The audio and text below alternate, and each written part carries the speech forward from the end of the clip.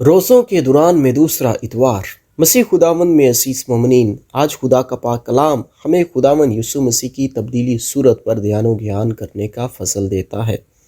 آج کے اس پاک کلام کو ہم فلسفائی انداز میں دیکھیں گے۔ کائنات کی ہر ایک چیز جو ہے وہ تبدیلی میں سے گزر رہی ہے، اور تبدیلی لازمی عنصر اور جز ہے۔ علم فلسفہ کے مطابق 4 چیزوں کی بات کرنا چاہتا ہوں۔ نمبر 1، کہ انسان جائے پیدائش سے لے کر مسلسل ایک تبدیلی میں سے گزرتا رہتا ہے۔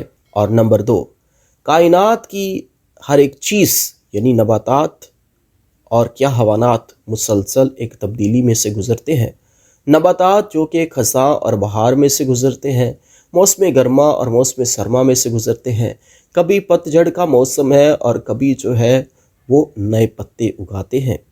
نمبر 3، کائنات میں ستارے سیارے زمین گردش میں رہتے ہیں، یعنی مسلسل ایک تبدیلی میں سے گزرتے رہتے ہیں۔ اور نمبر 4، کائنات کی ہر ایک چیز جو ہے وہ مسلسل تبدیلی میں سے گزرتی رہتی ہے۔ ایسے ہی انسان کی زندگی میں تبدیلی جو ہے یہ لازمی عنصر اور جز ہے۔ اگر برے ہیں تو توبہ کرتے ہوئے اچھے ہو جائیں، اور اگر اچھے ہیں تو اچھے سے بہتر ہو جائیں، اور اگر بہتر ہے تو بہتر سے بہترین ہو جائیں، اور اگر خوبصورت ہے تو خوبصورت سے خوبصورت ترین ہو جائے۔ بس علم فلسفہ میں ایک نامور شخصیت ہیراکلیٹس جو کہ تبدیلی کی بات کرتا ہے کہ کائنات میں ہر ایک چیز تبدیل ہوتی جاتی ہے، لیکن آج خدا کے پاک کلام کی روح سے دیکھا جائے کہ ایک ایسی ذات مبارکہ ہے جو کبھی تبدیل نہیں ہوتی۔ وہی الفا اور اومیگا ہے، وہی اول اور آخر ہے، وہی رب ابدی ہے جو دنیا کا خالق اور مالک ہے۔ کائنات کی ہر ایک چیز جو ہے تبدیل ہو بھی جائے، لیکن جو ہے خدا جو ہے وہ ہمیشہ قائم رہنے والا ہے، کیونکہ وہی دنیا کا خالق اور مالک ہے، وہی الوہیم یہوہ ہے، وہی ایڈونائے ہے، وہی دنیا کا رب ہے۔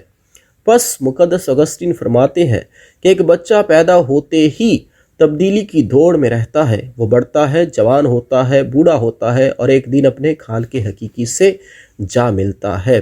آج جب ہم خدا کا پاک کلام سنتے ہیں، انجیل مقدس سنتے ہیں، تو یسوع اپنا شاہ و جلال، اپنی عظمت، اپنی حشمت پطرس، یعقوب اور یوحنا پر ظاہر کرتا ہے۔ یہ 3 شاگردوں پہ خداوند یسوع مسیح اپنا جلال اور قدرت ظاہر کرتا ہے۔ پطرس جو کہ یسوع کا جانشین بنتا ہے، یعقوب جو کہ رسولوں میں پہلا شہید ہوتا ہے، یوحنا جو یسوع کا پیارا شاگرد ہوتا ہے، اور خداوند یسوع مسیح صلیب سے اپنی ماں جو ہے اس کے سپرد کرتا ہے۔ ان کی شخصیات جو ہے وہ اہمیت کی حامل ہے، اور خداوند یسوع مسیح انہیں تابور کے پہاڑ پر لے کر جاتا ہے، جہاں پہ اس کی صورت بدل جاتی ہے۔ اس کا چہرہ سورج کی مانند چمکتا ہے، اور اس کی پوشاک نور کی مانند سفید ہو جاتی ہے۔ شاگردوں نے دیکھا کہ وہاں پہ 2 بڑے نبی ہیں، ایک موسیٰ ہے اور دوسرا الیاس۔ موسیٰ کا اور الیاس کا وہاں ظاہر ہونا کیا ظاہر کرتا ہے کہ خداوند یسوع مسیح ان سے مخاطب ہوتا ہے۔ موسیٰ نبی جو کہ شریعت قضاؤں اور قوانین کی تصدیق کرتا ہے، اور الیاس نبی جو کہ تمام تر انبیاء کی نمائندگی کرتا ہے۔ بس خداوند یسوع مسیح جب ان سے مخاطب ہوتا ہے تو منصوبہ نجات کے مشن کی تصدیق ہو جاتی ہے کہ جو کہ پاشکائی بھید میں چھپا ہوا ہے، کہ یسوع دکھ اٹھائے گا، صلیب پر مرے گا، اور پھر تیسرے دن مردوں میں سے جی اٹھے گا۔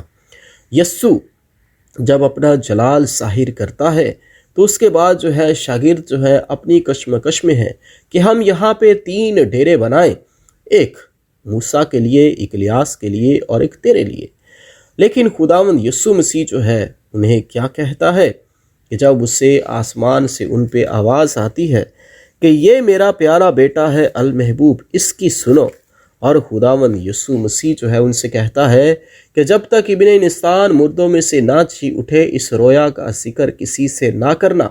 مسیح خداوند میں میرے عزیز ہو، آج جب ہم یہ کلام سنتے ہیں تو اس سارے منظر کو ابراہیم کے ساتھ جو ہے اس کی مماثلت دیکھتے ہیں کہ ابراہیم نے پہاڑ پر مینڈا دیکھا، برہ دیکھا، اور وہ برہ جو ہے وہ حقیقی طور پہ یسوع ہوتا ہے۔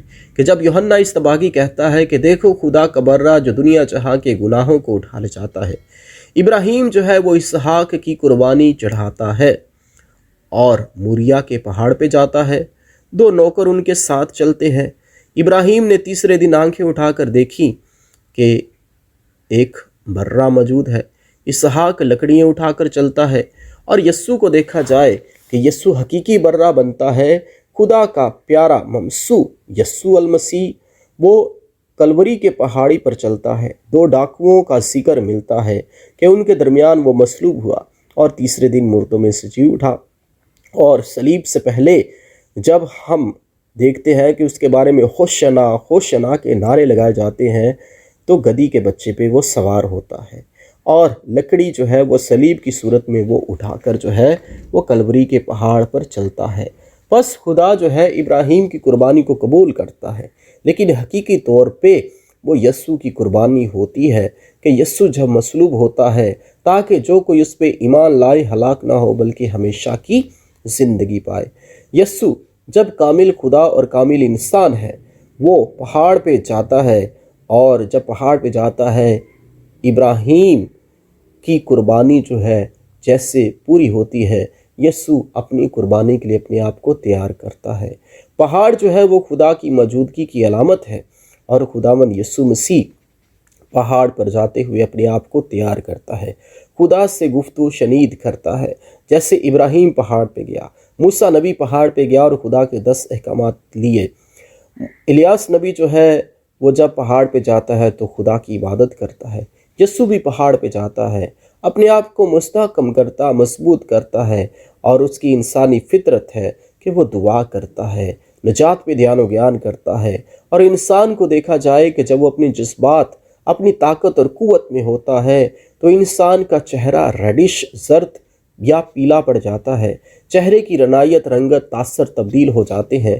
لیکن یسوع جب اپنے وجد میں ہوتا ہے تو وہ دعا میں ہوتا ہے، دھیان و گیان کرتے ہوئے خدا کے ساتھ رابطے میں ہوتا ہے، تو 2 بڑے کام ہوتے ہیں کہ اس کا چہرہ سورج کی مانند چمکا اور اس کی پوشاک نور کی مانند سفید ہو گئی۔ اور یہ سارا جلال دیکھتے ہوئے پطرس کہتا ہے کہ ہم یہاں پہ 3 ڈیرے بنائیں، ایک تیرے لیے، ایک موسیٰ کے لیے اور ایک الیاس کے لیے۔ اور بادل نے ان پر سایہ کیا کہ یہ میرا پیارا بیٹا ہے المحبوب، اس کی سنو۔ مسیح خداوند میں میرے عزیزو، بادل جو ہے وہ خدا کی حضوری کی علامت ہے، اور جب ہیکل پر بدلی چھاتی تھی تو بنی اسرائیل سمجھ جاتے کہ خدا کا ظہور ہو رہا ہے۔ بیابان میں خدا جو ہے وہ بادل کی صورت میں بنی اسرائیل کو رستہ دکھاتا رہا، اور جب خداوند یسوع مسیح دریائے اردن پر بپتسمہ لیتا ہے تو بادل سے کبوتر جو ہے وہ یسوع پر اترتا ہے، اور آواز آتی ہے کہ یہ میرا پیارا بیٹا ہے المحبوب، اس کی سنو۔ بس شاگرد جو ہے جب بادل کو دیکھتے ہیں تو وہ نہایت ڈر جاتے ہیں، آواز کو سنتے ہوئے ڈر جاتے ہیں، کیونکہ وہ اس کی صلیب کو نہ سمجھ سکے، وہ اس کے منصوبہ نجات کو نہ سمجھ سکے، وہ اس کی قربانی کو نہ سمجھتے تھے، بلکہ بغیر صلیب کے، بغیر خود انکاری کے، بغیر دکھ و تکلیف کے خدا کی عظمت، خدا کی حشمت میں رہنا پسند کرتے ہیں۔ شاگرد کلام تو سنتے ہیں لیکن اس بھید کو نہ سمجھ سکے۔ یہی تذکرہ، یہی سوچ، یہی کشمکش ہماری زندگی میں بھی آتی ہے کہ ہم بغیر صلیب کے، بغیر خود انکاری کے اس کی حشمت اور اس کی عظمت اور اس کے جلال اور ہمیشہ کی زندگی میں داخل ہونا چاہتے ہیں۔ لیکن یسوع کے وہ الفاظ یاد رکھیں کہ اگر کوئی میرا شاگرد بننا چاہے تو خود انکاری کرے، اپنی صلیب اٹھائے اور پھر میرے پیچھے ہو لے۔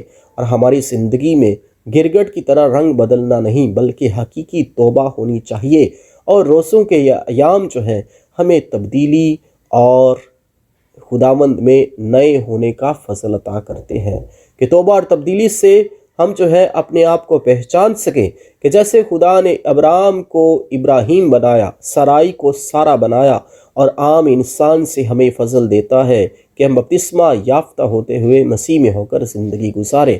خداوند ہم سب کو اپنے پاک کلام سے برکت اور فضل بخشے کہ ہم حقیقی طور پہ جب یسوع کے کلام کو سنتے ہیں، اس کی تبدیلی صورت کے بارے میں جانتے ہیں، تو ہم اپنے آپ کو اس کے الہی جلال کے لیے تیار کریں اور خدا کی برکت اور فضل حاصل کریں۔ خداوند ہمیں آج کے کلام اقدس سے برکت اور فضل عنایت فرمائے، آمین۔